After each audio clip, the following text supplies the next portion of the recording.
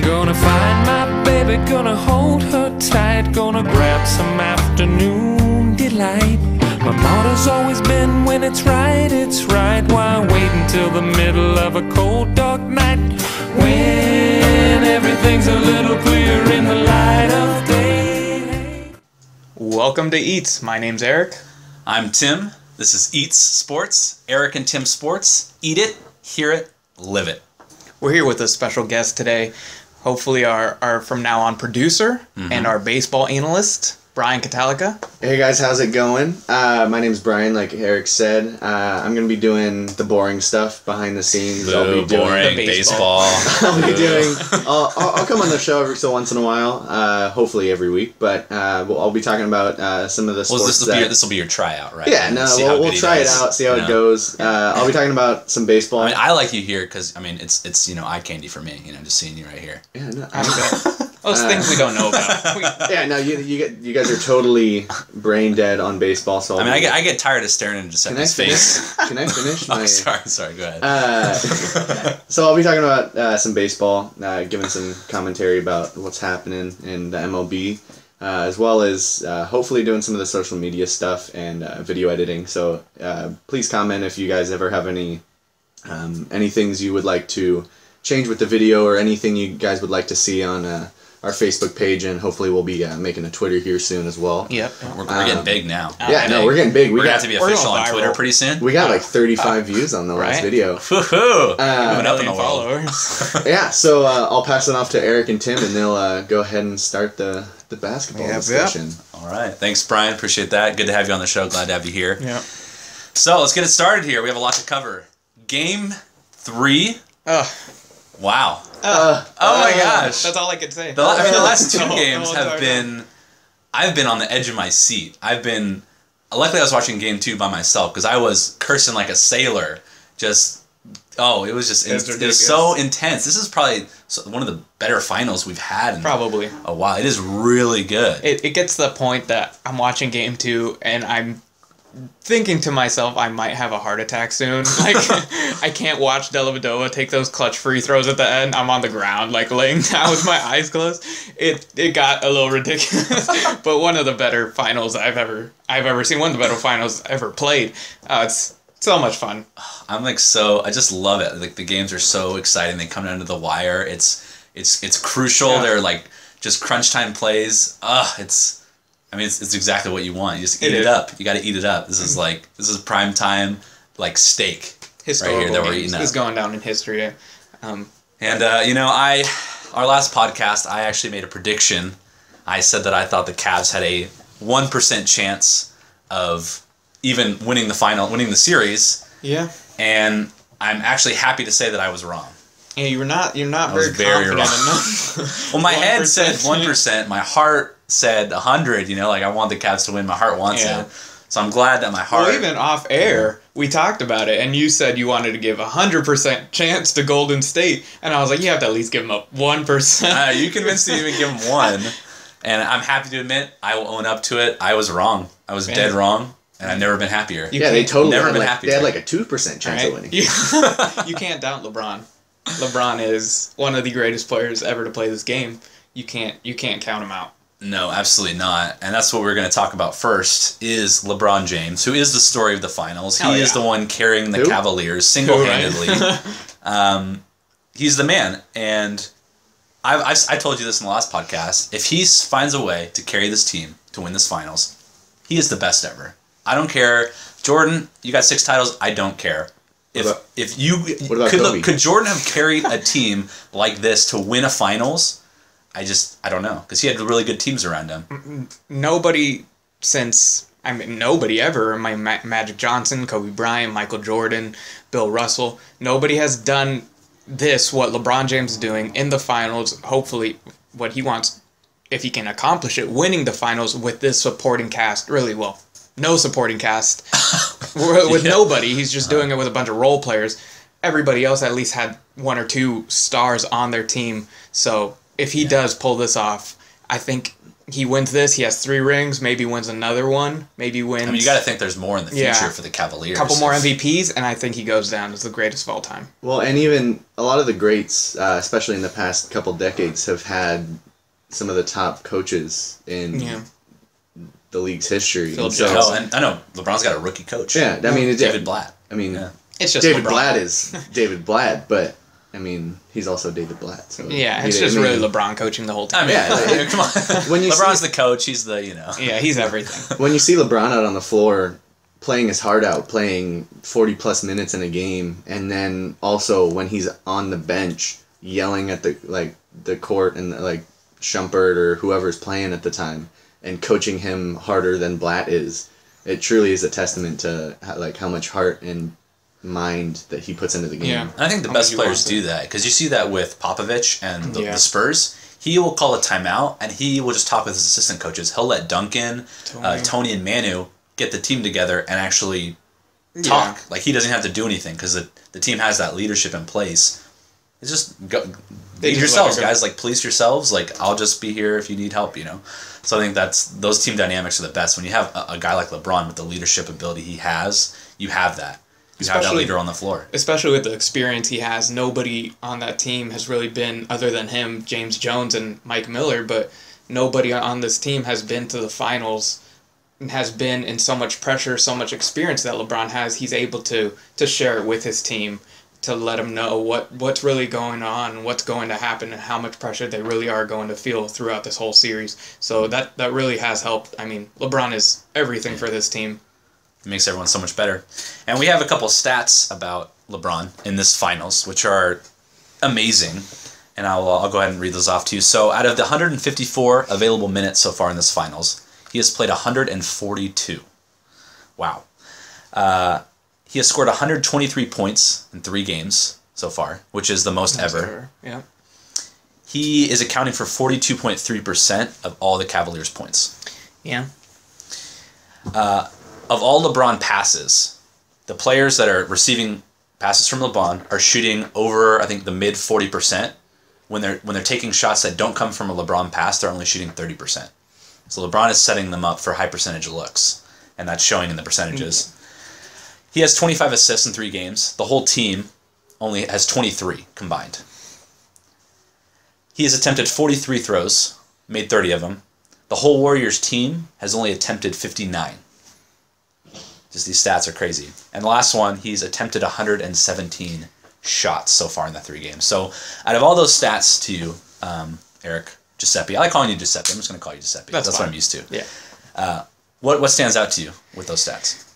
For me, 142 minutes out of 154 minutes that he's played. He's gotten 12 minutes of rest throughout these 3 games. That's a little ridiculous. Just a little bit. Just a little bit. Can he keep that up? Can he sustain that? I mean, you've played so many minutes. You're the most out of anybody. You're averaging 4 minutes a game. I think he had this last time from the 3rd quarter to the 4th. He had a minute and a half that he rested on the bench. It's so funny watching him too when he's on the bench and the team is struggling out there. And he's just like, crap, I gotta go back in. He just can't take a break. He knows he has to be there the whole time. So the big question is, can he keep doing that? Can he keep playing those high volume minutes of 46, 47, 48 minutes a game, which is almost impossible unless you're LeBron James. But Dwayne Wade talked to him after, and they asked him, what are you tired? Like, what hurts? And LeBron goes back and says, well, Dwayne, you know this. What doesn't hurt? That should be the better question. Everything hurts. At this point, you just want to get home, rest, and just try to get ready for the next game, because especially LeBron playing so many minutes. Him and Tristan Thompson are playing a ridiculous amount of minutes. They have to. They have to. Mm-hmm. So, I mean, for LeBron to put that much pressure on himself, carry the load offensively, defensively, I mean, assist-wise, doing everything, can he keep doing that throughout the series? That'll be and obviously a shorter series would much benefit LeBron. So he's hoping for a short series. I'm hoping for a short series because I don't think they can last if it goes 6-7 games. That just might be too much. Yeah, just too much for any one player to be able to handle. But then again, Never count LeBron out, because last time I did, I thought it was 0%, and so who knows? Maybe it goes to 7, and he still plays out. I can no longer doubt LeBron James. I can no longer vote against him anymore. I can't. What do you? I think for me, I think minutes is going to be a big part for LeBron. What do you think is another aspect of his game that really impacting this game, or what is happening for? Well, if we're looking back at those stats, I would say that the free throw attempts are big. Yeah. He's getting to the line. He's never been known as a great free throw shooter. He's always been like mid-70s, which isn't great. And you'd think that the best player in the world, he'd be better. And I do think that his free throw motion, there's a little bit too much to it. Like if you see guys, watch Steph and watch Clay shoot their free throws. They have one quick motion, shoot. Yeah. LeBron has a very long, he bends forward and low, brings it all the way back up and shoots. There's a lot that can go wrong in all of the things that he's doing, and I think that's why he doesn't shoot he's not as accurate. And he's 75% this series, 30 for 40. So he's actually doing not bad. And I think that a younger LeBron, like those crunch 3 throws, like in Game 3 at the end, he made I think 4 3 throws at crunch time. A younger LeBron doesn't make those. A less mature LeBron will miss those because he's had that. And he's done it. Yeah. Where he's missed those crucial ones. But this mature LeBron, I think you're seeing the full maturity, 100% LeBron. When he comes in, he just no fear. Give me the ball. I'm knocking down the 3 throws. Like you're seeing the full big maturation process of LeBron coming to its peak. So I think that's going to be big going forward. Yeah, he's able to get to the line, like you said. He's gotten to the line. Right, he's shot 40 free throws, and then the whole Warriors team has shot 59. So really big. I mean, LeBron's just taking it to them. He's pounding it. Draymond Green's getting a good amount of fouls on him. Andrew Bogut. I mean, nobody can guard him, and him driving to the basket is just making them have to foul. Nope, they're not doubling him. So he's getting to the line a good amount, and that's really helping them. I mean, for him, it slows the pace down. Number one, and that's what they want. That's what and then he gets some easy points as long as he's making them. As long as he's making them, which he's making a good percentage. So as long as he keeps that up, that's really solid. And I think the Warriors need to do a better job of getting more 3 throws. I think Curry can get more 3 throws with his pump fake. Like at the end of Game 1 in the overtime period, he pump faked a couple of mid-range jumpers to get Tristan Thompson up once, and I think LeBron up once. I can't remember who got LeBron up, and got 4 3 throws in overtime. They would go on to win that game. I think him getting to the line and other Warrior players getting to the line is going to be big because they didn't get to the line very much. The Cavs were playing really solid defensively with Mozgov going up and going straight up, getting blocks. Like they really need to. I think Curry could get to the line a lot more if he really wanted to, because he can get people up with that pump because they know that he's going to shoot and then just I think he can. I'd rather have him do it once he catches the pass and he hasn't put the ball on the ground, so he can pump fake and he still has the opportunity of putting the ball on the ground. If he puts the ball on the ground and then pump fakes, that puts him in a problem because if Dellavedova most likely will be guarding him, and if Delly doesn't jump on that pump, you just picked up your dribble, you're going to have to move the ball and out of Curry's hands, which is what they want. So I think you have to pick your moments at what time you want the free throws. On Tristan Thompson, I think you can get him to jump almost every single time. Yeah. So I mean, if I was Steph Curry, I'd try to do that every time. So we'll hopefully see that in the next game, in Game 4. You get the Cavs have such a short rotation. If you can get a couple of those Cavalier players into foul trouble, that's huge. Yeah. That's huge. Yeah, with a really 7-player rotation, you get a couple people in foul trouble. You're gonna have Mike Miller and James Jones really playing a lot more minutes than what they should be playing. So hopefully that's going to be a big part, Steph Curry trying to get him into foul trouble. Another thing LeBron has been doing, though, shooting 117, or has shot 117 shots. It's a lot of shots. That's a lot of shots. He's not throwing them up there, though. He's not just catching it, launching them. He's been pretty selective, which is good. He's being pretty selective, and he has to shoot that many. A lot of people are like, oh, he's shooting way too much. But that's how he has to play in this series, and he knows it. It's kind of funny because I think, because of their short rotation, those guys need rest. And so the LeBron ISOs and him shooting and taking a lot of...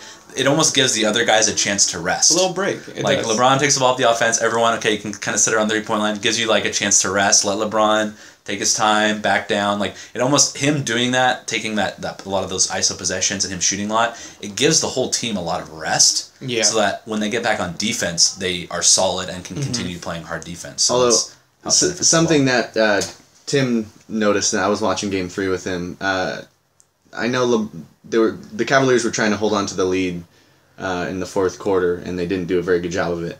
But Tim said that LeBron was taking the clock down really far, and although LeBron's being pretty selective about his shooting, some of the shots he was getting near the end of in the middle of the fourth quarter in Game 3 weren't very good because he was waiting until about 5 seconds to try an ISO, and it was leading to him forcing a shot out based off of time instead of feel on the court, and I think that had a lot to do with the Warriors being able to get back in it, because there were stretches where the Warriors would get 5 to 7 points before the Cavs even got a chance to get a good shot up. Yeah, exactly. I remember I may mention when I was watching it with Brian, I even talked to you about this before our podcast.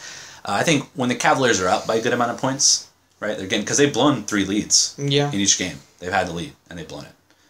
They get lackadaisical on defense first, because they're like, oh, we're up, we're good. On offense, they'll start to, I don't know, they start playing too safe, too conservative. They play the score, and LeBron will come up, and he'll just kind of hold the ball, and he'll wait, till, and then, so there's a stretch. I remember there's about 5:30 left in the fourth quarter of Game 3, and there's still a lot of game left. There's still 5.5 minutes. That's not like end of the game, and they're already kind of treating it as if it were the end of the game. And LeBron was taking it up, holding the ball, waiting until about 5 seconds before making a move, and that's when you saw the offense start to sputter, and you saw the Warriors start to get back in the game, and they blew that lead.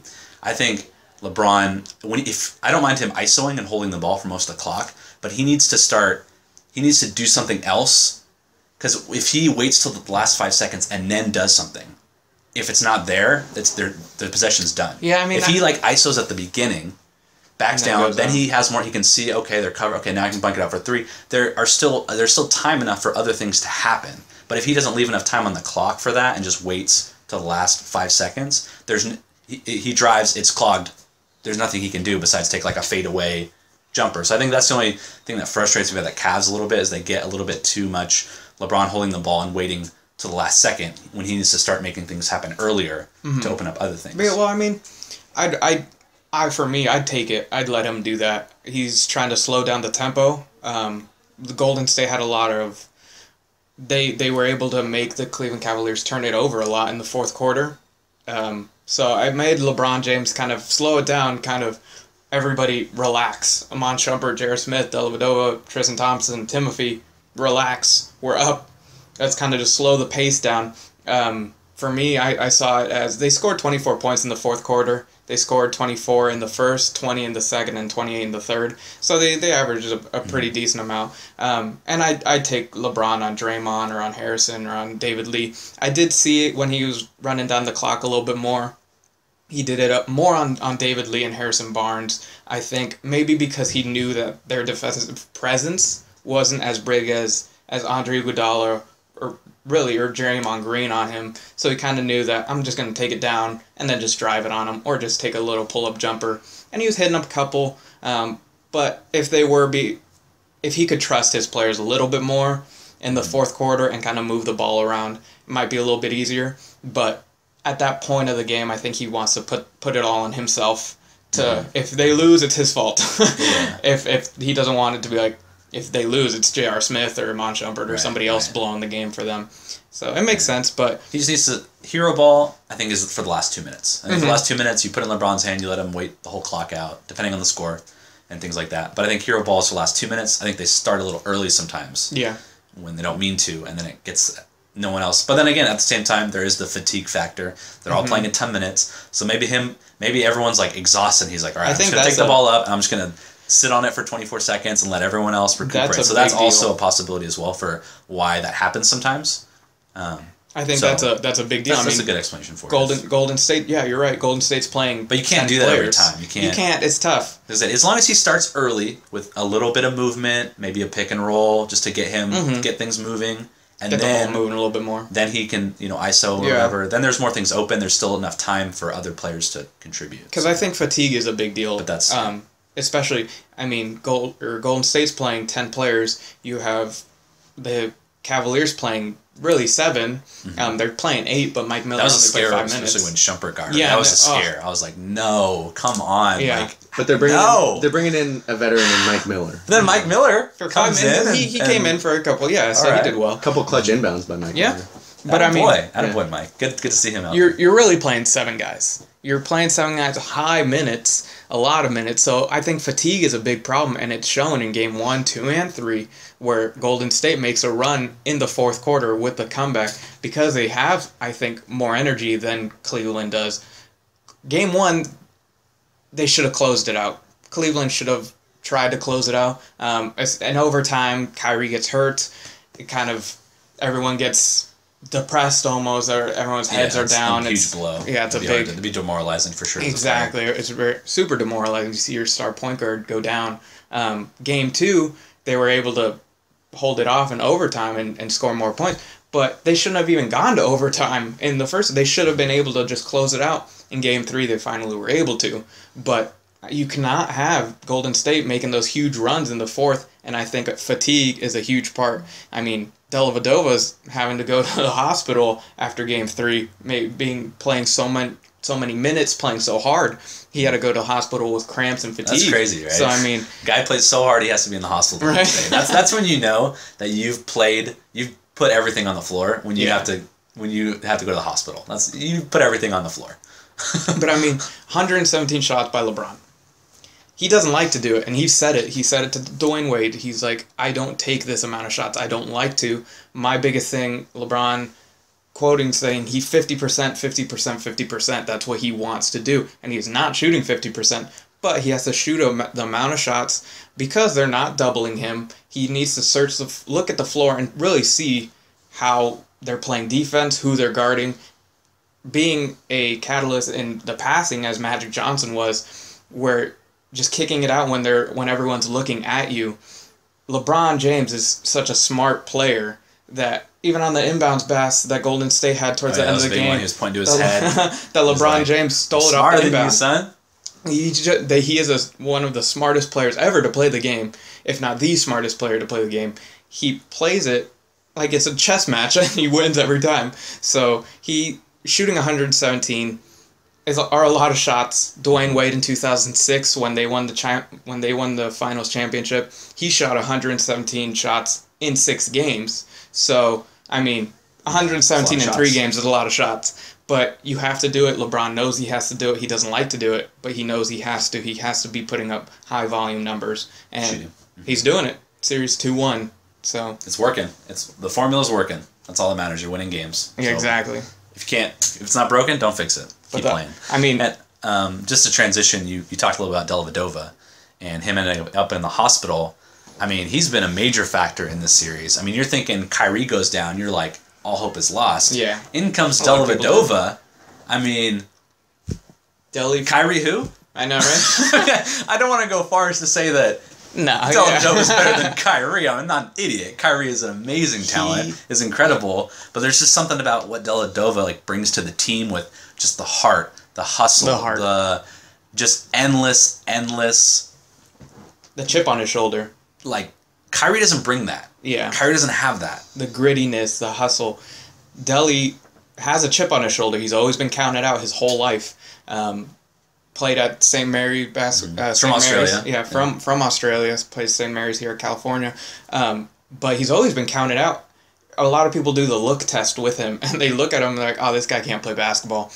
And I mean, that's his whole life. He's been like, what? You don't think I can play him? Take your ankles out then. Pretty much. But his heart, he might not be the most skilled guy, but his toughness, his grittiness, his hustle, his heart is the biggest thing. It's like you're playing against the MVP, the NBA MVP in Stephen Curry, and you're really doing one of the best jobs in the whole NBA. You're guarding the MVP, a guy who, barely really made the roster, wasn't really a big player, is guarding the MVP of the league in the finals and is shutting him down. Nobody thought that he had this potential insane. in him.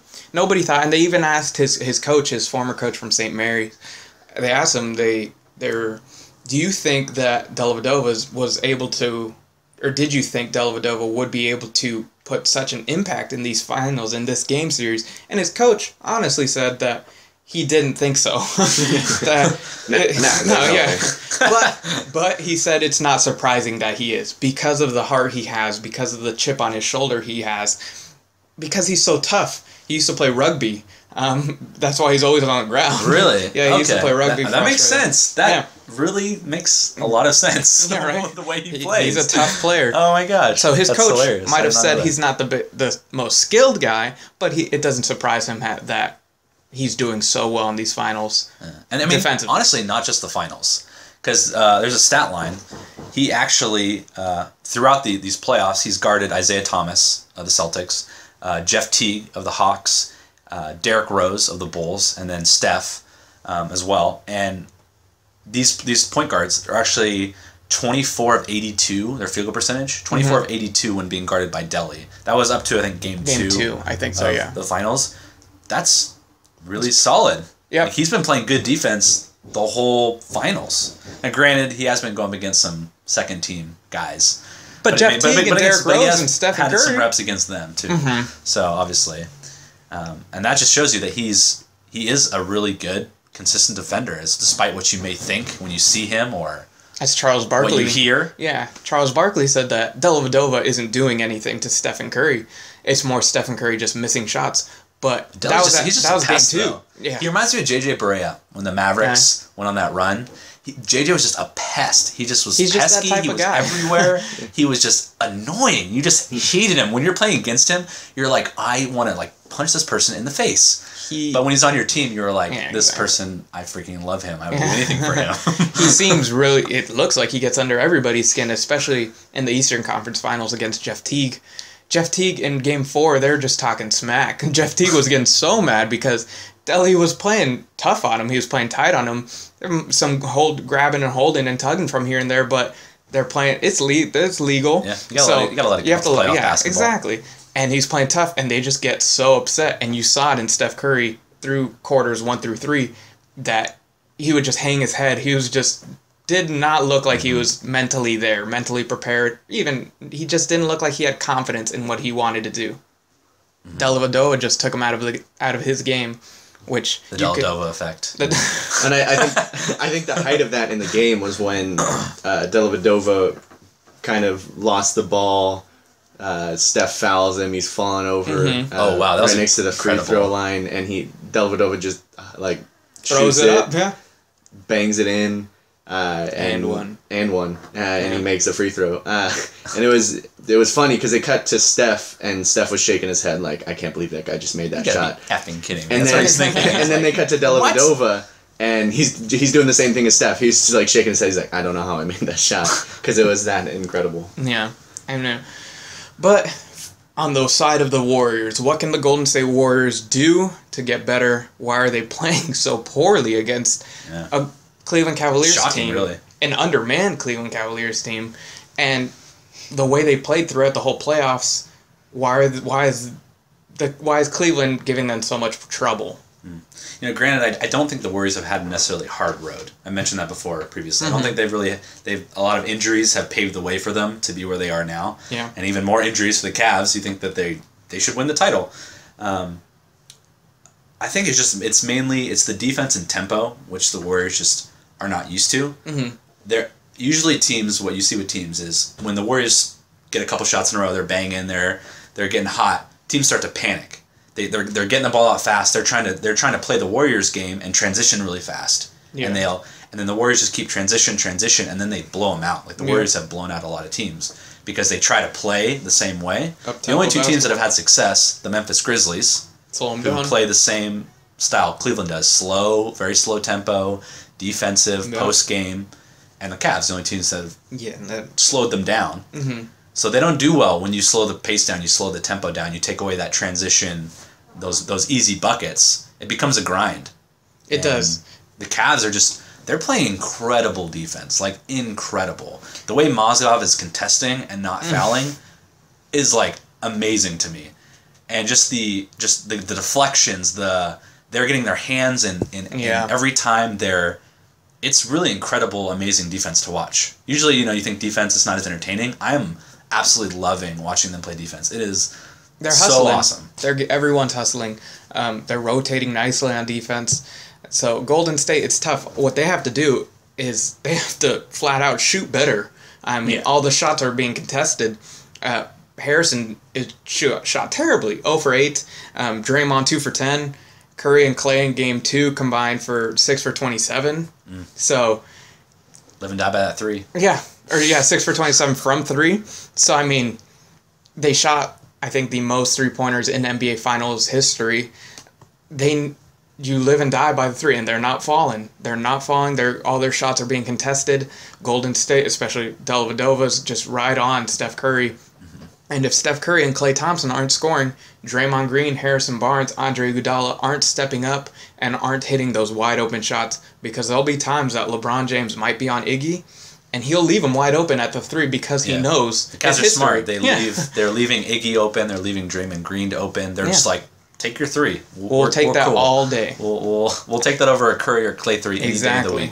Go for it, by all means. I think one thing they're having a lot of success with, and I think Houston discovered this towards the end of the series. Houston would trap Curry, force the ball out of his hands, force another player on the team to have to be the decision maker, and they were having success on that. And the Cavs you see them do that almost every possession. Yeah. As soon as they try to do a screen, the other person will stay with Curry, trap him. Curry has to get rid of the ball, and those other players just aren't as good of decision makers as Curry. They're just not making good plays. And the reason you saw, I think, when the Warriors come back, they put David Lee in at the 4, and David Lee is a really good passer, really good decision maker. So you saw when they were doing that and they were trapping Curry, David Lee was making really good decisions with the ball, and they were getting shots and they were making them. So really the key is these other players are going to have to make plays, because when Curry's doubled, somebody's open. Somebody's open for a 3, somebody's open. They're just not making plays. They're not, Draymond will try to drive, he'll get contested, blocked by Mozgov. You're taking the ball out of your best decision maker's hands, which is perfect, and no one else is able to make good enough decisions to get points. And that's the difference between Cleveland and Golden State. They're doubling Steph. They're doubling Clay, at times Clay. Nobody's doubling LeBron. I mean, even if you did, though, LeBron's too strong. Yeah, you have to make them decide to give it up to somebody else. You have to make other people score. Cleveland's doing that with the Golden State Warriors. They're trapping Steph. They're trying to make other people. They want Draymond Green, Harrison Barnes, Andre Iguodala shooting it, because more often than not, they're gonna miss that 3, that wide open 3. They'll leave them there. It doesn't matter. Draymond can honestly shoot a wide open 3 off the pick and roll. He could shoot a wide open 3 every time if he wanted to, because they're giving him that. They'll leave him that. Yeah, this whole series they will give him that. So I mean, Cavs just look defensively like they want it, playing hard defense, hustling more. Rebounding, they're really not beating them in rebounding. They're actually losing rebounds. So it's tough. They're just playing harder defense. That's what it just comes down to. We can break down all the stats we want. We can break down this stat or that stat. The Cavs want it. Yeah. They want it, and they're hustling for it. They're hustling every play. They're going nonstop. They're playing hard. They want it more. Golden State looks lackadaisical. I think it was either at end of the second quarter or end of third. They stole it. Iguodala with a couple seconds left. Open court pass to Steph Curry to beat the buzzer. He goes up for a dunk. He had time to just lay it up off the backboard. Goes up for a dunk. When he finally dunks it in, he doesn't have time. The clock expires, and end of the quarter. He could have had 2 easy points, but he just wasn't mentally ready. It just looked like he just didn't even want to be there. They're a little shell-shocked, honestly. I think so. I think they thought this was going to be easy. I think they thought once Kyrie went out. They've had such an easy road. I think they're like, piece of cake. All these injuries, we're good. And they're like, oh my gosh, this is hard. This is not easy. And they're being like mentally tested. Yeah. And right now they're just not. And especially not answering the bell. Especially with Steph shooting so poorly that he was through 1 through 3 in those quarters. Right when he shoots it, he puts his head down. He knows he missed. He sees Cleveland gets a rebound, puts his head right down. As a leader, you can't do that. The rest of your team is just going to follow you every time somebody misses. It just discouraged them even more. Everybody's head down, body language was just terrible throughout the whole game. So they have to come out. It's all mental, really. It really is. They just have to come out more pumped, more ready for this next game, Game 4, and just give it all they got. I mean, they go down 3-1. Most likely they're not coming back. They could come 3-1. back. It's I don't know what the stat is, but it's almost impossible. If LeBron dies, then maybe. All right. Yeah. If LeBron has cramps and has to leave the game for the last 2 Forever. minutes, then maybe there's a window. But yeah, I think one thing they could try, because of the fact that Curry and Clay are just not really getting any open threes, they just need to run a lot more off ball. You might see Curry running off ball a lot more, getting screens so he can get open threes, because he's not able to get them as the ball handler. Mm-hmm. But if they could have, screen him, that's why they got a couple of threes late in the game. They just had him off the ball, catching and shooting for wide open threes, and then he had those last couple of threes at the end. Yeah. So I think you might see a lot more of that with him and Clay, just off the ball. But aside from that, I mean, Curry did say that he saw a wrinkle or something, but he hasn't told us what it is. Yeah, so we'll see. We'll see what that wrinkle is, because he's got to find a way to. He has to find a way to score. He's got to find a way to score and be the decision maker and be the leader of the. I don't know how. Be the MVP of the NBA, which we all know that LeBron James is the better player in this. LeBron's finals. like, boy, that's my MVP. What you doing, dude? It was Give a me fluke. that trophy, boy. LeBron's like, give it to LeBron's like, hey, you take the regular MVP, I'll take the Finals MVP. I think that's what LeBron is looking for. But other than that, I think we'll go on to some predictions, right? Yeah, let's make our predictions. Mine are most likely going to be wrong. Just choose everything in favor of the Warriors, and you'll be great. Yeah, there we go. So predictions for Game 4. I'm going to go with my heart this time, and not my head. I'm going to say Cavs win again. I feel like they have to. They can't let the series go 7. They need to win now. Why not? Cavaliers. Yeah. Brian, what do you think? Man, it's hard to go against the Warriors just because of how deep they are. I think David Lee's going to get a few more minutes. I think Steph probably did see something, and I don't think that the Warriors have found anything to exploit yet. So I think this is going to be the game that they do. And I mean, I still think the Cavs have a great shot to win the series because LeBron is so smart, as Giuseppe was saying. But I think the Warriors are going to steal this Game next 4. game. Yeah. Tied up 2-2. Yeah. I mean, it's very similar to that Memphis series. Memphis went up 2-1. Mm-hmm. But they came back, but they didn't have LeBron. Exactly. And in this series, well, and I was going to say this. I don't think the Warriors have faced. I mean, as much as there's no player like LeBron, they haven't faced a court commander like LeBron. Oh no. Like anywhere on the floor, LeBron is the player to beat, and he can match up against anybody. And I think Marc Gasol would probably be the closest to that, just because of how the Grizzlies use him. Mm-hmm. But James Harden wasn't. Yeah, no, and yeah. I mean, so far they've beaten every one of them. But So 2-1 right now. I'm gonna say 3-1 in Cleveland. They beat them. LeBron knows. LeBron knows this is a pivotal game. Going 3-1 at home, you have to defend home court. You have to. That is the finals. So LeBron knows he needs to come out and win this game. I think J.R. Smith is going to actually step up in this game. He shot a little bit better last game. Played really dumb in game 2.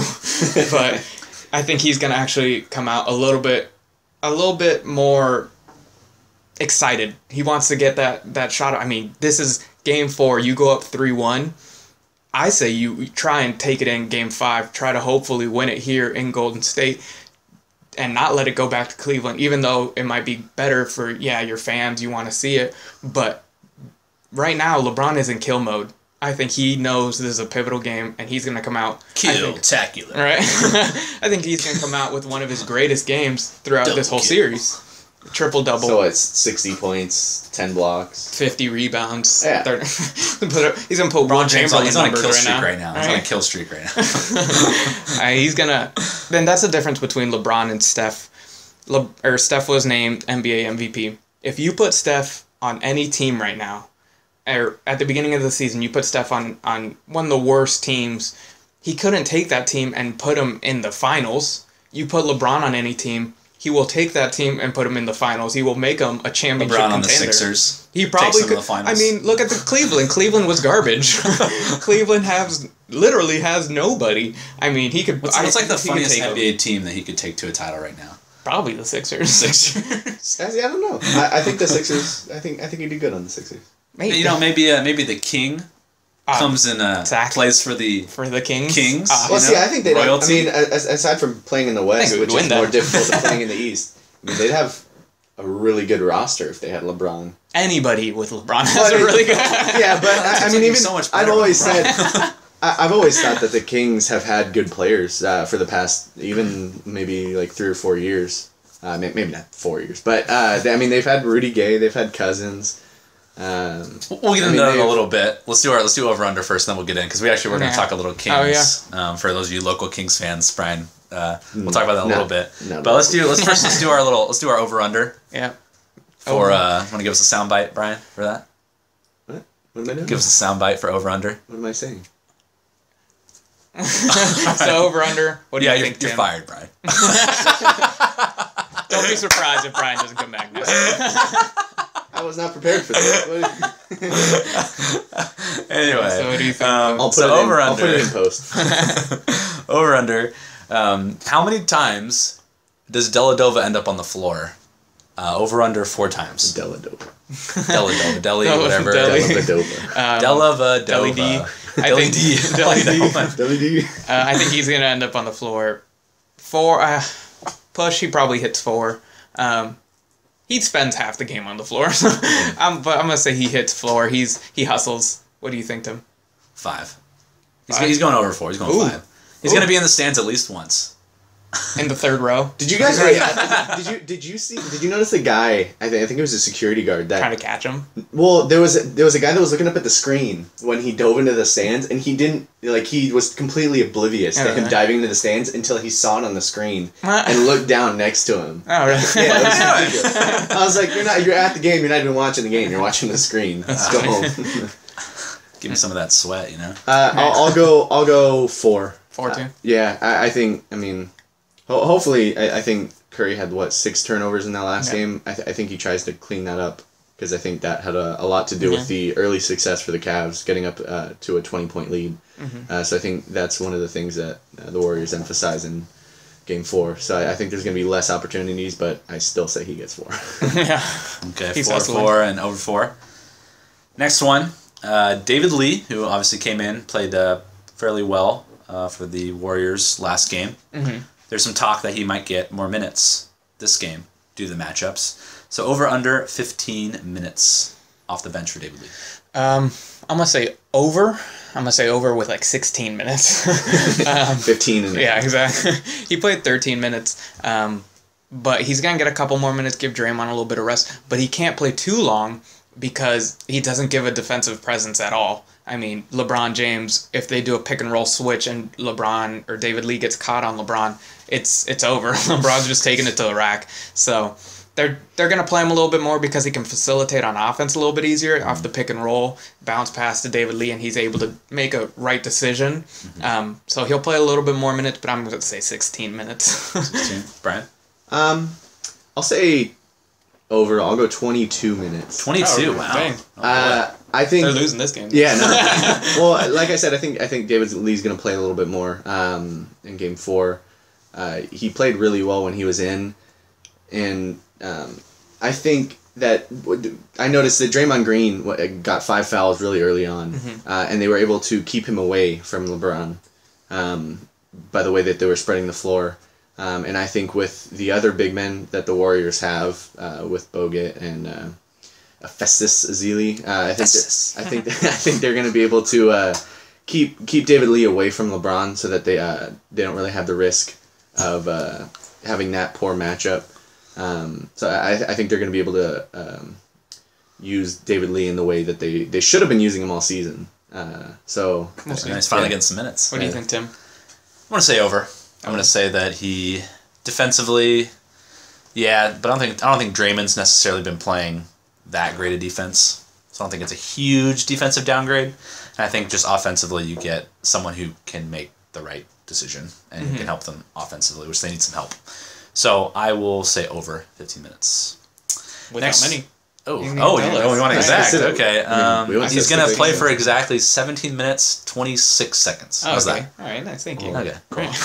going down to the second, we didn't do that. Well, I'm very thorough. So, all right, next one up. we discussed this earlier. Warriors not really getting to the line very much. They got to the line 12 times in Game 3. So over or under. They're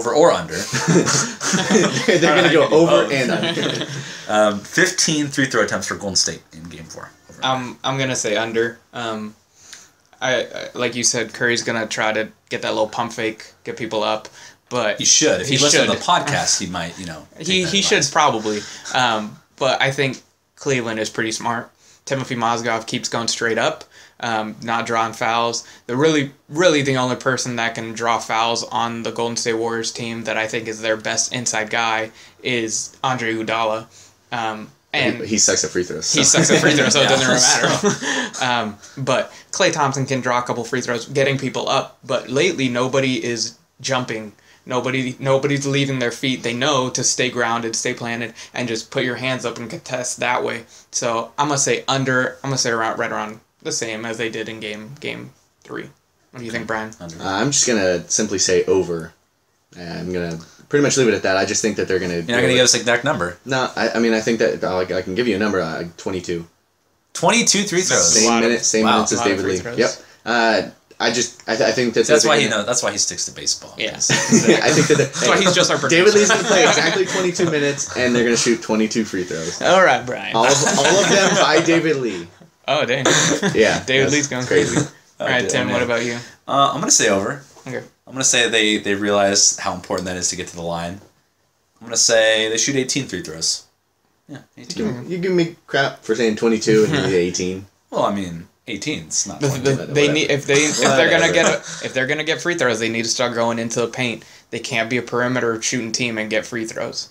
Nobody fouls at the 3. No, everybody knows not to jump at the 3. Yeah. Other than that's why I think Curry and Tony, he's got that pump fake ability because Kobe does it all the time. He gets you like a couple pumps, gets you up. Curry can do it. You just got to practice it. He's got to. You can't compare. Get to the line. You can't compare anyone to Kobe. But you know what I mean, though. If If someone can shoot, yeah. You're gonna get them in the air. And Curry is the best shooter in the NBA. You can get people up and get fouled. I'm telling you, he needs to use that.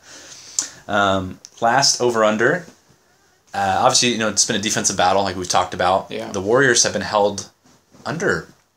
What were their half-point totals? Points, 37 points. Was it Game 3, 37? Game 3, they had 37 points. In the first half? That's low. So, they need to obviously score more. Yeah. Captain Obvious here. They need to score more points. So, over or under. Gosh, what's wrong with me today? He doesn't bet very much. Right. 40 points at halftime for the Warriors. Over under. Can't talk right now. Well, when they go under, they're 0-4. When they go under 40, I'm gonna go. They go over. They get a little bit of offensive rhythm. Steph isn't gonna shoot as terrible as he did in this last game. Playing a road game now, they kind of know what the environment's like. They'll go over, not by too much. The defense of Cleveland is still gonna kind of stop them, hold them back, but they'll get over 40. Over 40. I'm gonna go with over as well. I think Steph's gonna have. They're gonna have 52 points. Steph's going to have 10 threes, and David Lee's going to shoot all 22 free throws in the first half. All right. And make all of them. Tim? Okay. I'm going to say over. I'll say they score a little bit more. They get over 40. Yeah, I think they will too. It's tough to keep a team of that caliber down to those. I mean, I think Harrison Barnes is just going to make like 2 more. Well, yeah, I know, right? You can't you can't count on Harrison Barnes missing every shot that he takes. You would assume somebody's going to hit a couple more shots. We'll find out. Oh, maybe not. You never know. You never know. LeBron will just guard all of them at the same time. So we'll talk about Kings next podcast since there's no rush there. Yeah. Let's move on. No one's going anywhere except maybe Cousins. We don't want to be depressed right now, so let's not bring any of that up. Although, just so you know, Pete did leave. Pete D'Alessandro left to join the Nuggets front office. Just so you guys know. It's okay. We didn't want him. And then also, I think 2017, Nike will be the new. They'll be the new branding for the uniform. Yeah. So Adidas is out. 2017, Nike is in for the jerseys. For at least 8 years, yeah, that's the contract they signed. Mm-hmm. So let's go to Brian with our baseball. Ooh, baseball, baby! Woo! Baseball analyst. That's sarcasm right there. Yeah, because these guys don't really... We're not big baseball fans. I won't lie. What are you talking about? Like, Barry Bonds right now is going off. Yeah. He's he's still in the league, right? Right. He still plays with the Giants. No. Yeah. Sammy Sosa. Sammy Sammy Slammy. Slammy. You guys are talking about 2001. Oh. Yeah. Well, it looks like 2001 right now. It does, actually. Oh! Boom. Great segue there. If you've been paying attention to baseball at all this season, you'll know that. You'll know that ESPN and other media outlets have been talking about how far people are hitting balls, but I don't think they're quite grasping the quantity that are being. Sorry. What's happening? Tim's got a dirty mind. It's true. It's very true. I'll crash until in the air. All things said, they're hitting a lot of home runs, and I don't think very many people have quite talked about it. Right now, I was doing the numbers there. The baseball season is plus or minus 1 or 2%, 36% of the way done with the season. And we have the top 10 home run hitters over 16. We have 3 at 16, 4 at 17, and then the top 3 are Giancarlo Stanton at 21, Bryce Harper at 20, and Nelson Cruz at 18. Nelson Cruz, baby, on my fantasy team. Yeah. What's up, baby? Loving that. Looking like some video game numbers, though. It's please. Well, and it really is because ever since about 2005, not a lot of people, maybe, I can't tell you an exact number, but no more than probably like 6 people have hit 40-plus home runs. But like I was saying, 36% of the way through the season, 10 guys with over 16 home runs. The Giancarlo Stanton's on pace for 50, almost 58 home runs, 57.7. Oh, baby! I want to see runs. that. I want to see it get up in the 60s. And we haven't seen those numbers for a long time. And even the 16, Paul Goldschmidt, Mike Trout, and Albert Pujols. They're on pace for 44 home runs. So I know baseball is a streaky sport, but some of those guys might have a lot of home runs the rest of the season. And the way that it's going right now, we could be in for one of the biggest seasons of power. So home runs are back, baby. You might want to continue on. I'm not saying that there's a steroid problem in the league, but What are you talking? Okay, see, it wasn't a steroid. It's not a problem. I guess No, it's not. It wasn't a problem. If everyone's taking it, Thank you. then it's not really a problem. So I mean that was one of the things I wanted to talk about. I didn't really have a lot of notice for. Give us because I don't even know. I know the only A's aren't. fantasy. I know the A's aren't doing well. How they Give doing? us some local. Well, the A's, I've never liked them. I am an Angels fan. The A's actually have a positive run differential, which if you followed them last season, you'd know that they had a ridiculously high run differential for most of the season. But they are 14 games under 500 this year. Yikes. That is possibly because of their pitching, but more likely just because they don't have very good hitters. And Shouldn't have moved the River Cats. Well, I don't understand that. It's like Switch affiliations. That's the biggest reason. I think. all you really do is like have one guy throwing the ball. All you have to do is hit it with a stick. Like it can't be that hard. Like all you have to do is not hit it to the people out there. Like I don't know. Baseball doesn't make much sense. Well, and that's where Eric's ignorance begins. Don't ever talk baseball again, please. One thing I did want to talk about, we talked very briefly about the A's, but the Giants yesterday hit the Giants pitcher, rookie pitcher Chris Heston. Ooh, Chris Heston, never heard of him before. 27-year-old rookie, in just his 13th career start, threw a no-hitter. 27-year-old rookie. Wow. Yeah. For those of you that don't know about baseball, a lot of rookies are much older than you would find in other sports. Well, I'm sorry. Right? And that's just because of the system, the minor system. There can be players, good players that stay in the minors for years and years and years. That's why. Yeah. They should probably do that. So Chris Heston, 27-year-old rookie. Just taking a look at some of his previous starts, in his past 10 starts, he has 5 starts with 5+ earned runs. And if you know anything about baseball, that's not very good. Oh, okay, never mind. It's like these pitchers that get no hitters. There's been so many random no-namers. Well, and like that's it. no-hitters. I'm like, Mad Bum doesn't have one, but No, and that's actually one of the cuts? things. One of the things I was gonna say is this is the 4th straight season with a Giants pitcher throwing a no-hitter.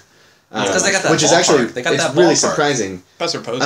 It's so hard to hit in that park. Well, you got Matt Cain in 2012, and Matt Cain has had a lot of injury troubles in the past couple of years, so he's kind of fallen off. But Tim Lincecum has thrown one in consecutive years, 2013 and 2014. That's pretty cool. So Chris Heston, Tim Lincecum has dropped off a lot. Chris Heston throwing a no-hitter really doesn't mean a whole bunch, but like I said, he's thrown 5 starts in his last 10 where he has 5+ earned runs.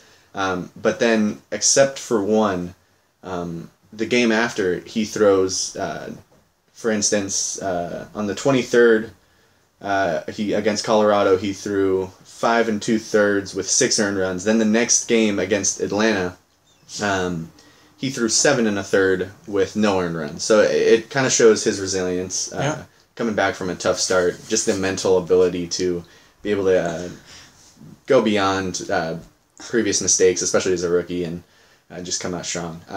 So that about wraps it up for baseball talk.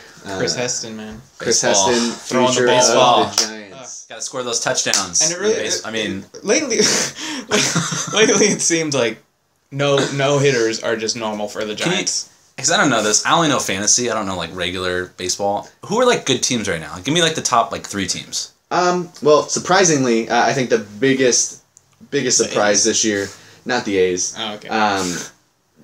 would be the Houston Astros. Oh, that's true. I have heard about them. Yeah, the Astros. Yep, the Astros. They are unfortunately in my division, the Angels division. You guys are making this really difficult. Sorry. Giuseppe's just making faces over here and whispering James Harden. I don't even know why they actually had me on here. People want to know baseball. We have no idea. Right? I know. So it's not you. We just don't like baseball. Thank you. The Astros are actually on a 6-game losing streak right now, but they are 34-26, which is the best record in the West.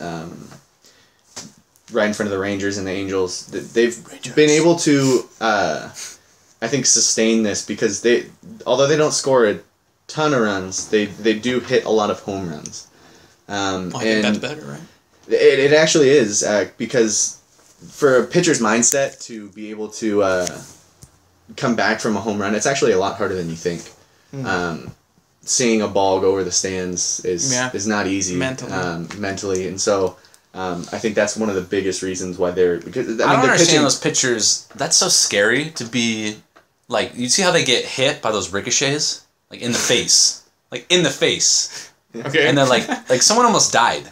Right? Because they got hit. Well, wait, the fan? There was a fan. Giuseppe's talking about the fan in Boston that was in critical care. She got hit by a broken bat, and they weren't sure what the outcome was going to be, but she did. I think she's in fair condition now. Yeah, she was upgraded to fair condition. That is good news. That's very good news. We're very happy about that. I don't think these guys can handle much more baseball talk, so. I think, I don't know, I could talk baseball forever. Yeah. I might not know anything about baseball, but I could talk it forever. Alright, guys. If you like this podcast, just give us a like, listen to our Facebook page, comment if you want anything talked about. If you want more baseball, let us know. We'll try to get a little bit more in. We'll try to get a little more in. We'll bring back Brian a little more for some more baseball. Basketball's off season's coming soon, so we're gonna have a little bit more baseball. Yeah, a little bit of baseball. We'll talk a lot about football. I'm sure with training camps coming up. I did want our defending fantasy football champion, Brian, right here, Brian, sitting here, best fantasy football player ever. Okay. I did want to say one more thing for the two of you that are listening to this. Well, we got more than that. We have like 4. What are you talking about? I do want to try and get a segment in here where we answer your questions. So if you could leave us a comment below or go to our Facebook page and send us a question, or if you know us personally, post on our because Facebook I think page. that's half. Like we know you can't see us, so you can ask like how like on a scale of 1 to 10 how ugly Tim is. So you can leave questions like that. Yeah, simple questions like that. And why you're so happy that I'm doing radio and not something with video. Exactly. Because you would have to look at me otherwise. I don't think we'd get any views at all. But just, yeah, like, give us a like on our Facebook page. We're going to set up a Twitter soon. Yeah. Follow us there. Just leave some comments for us. All right, guys. All right. Have a Thank good you. one.